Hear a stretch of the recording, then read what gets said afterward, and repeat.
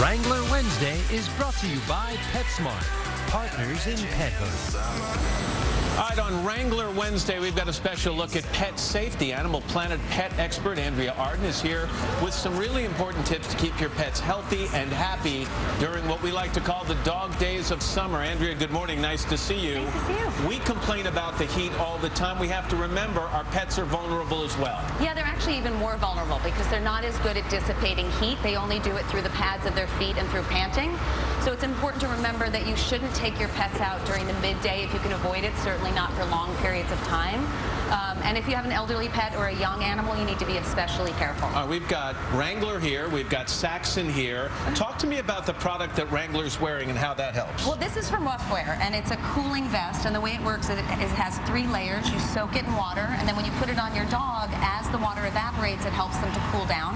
And then Wrangler's also laying on a cooling pad from the Green Pet Shop. And the way this works is when the dog lays on it, the pressure activates the gel, and it helps to cool them down. That's a great idea. So if you're hanging out for a picnic this weekend, these are great things to have for your dog. All right, Wrangler, Saxon, thank you very much. Talk to me about this little water bowl.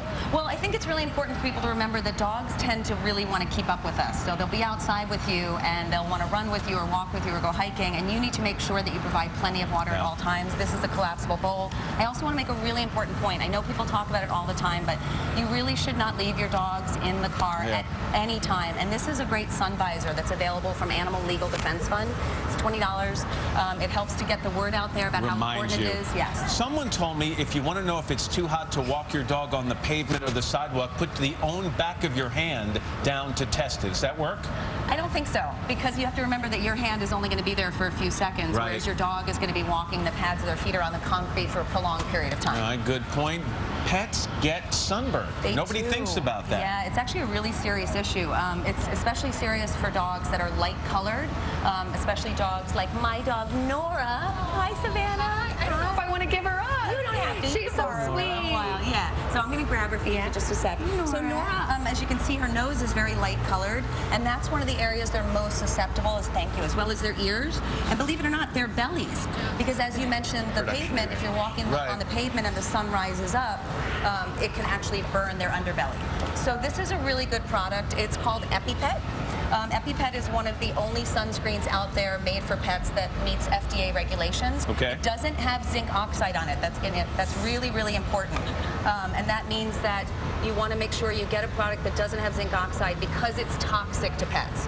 So you want to put it on their noses, their ears, any spots that are vulnerable. And a good way to remember, you put your own sunscreen on, then put the pets on. Yes. All right? And these are products, a lot of thunderstorms during the summer. A lot of pets freak out when they hear thunder. They do. A lot of pets do. This is called the Thunder Shirt. It's been around for a while. It's great.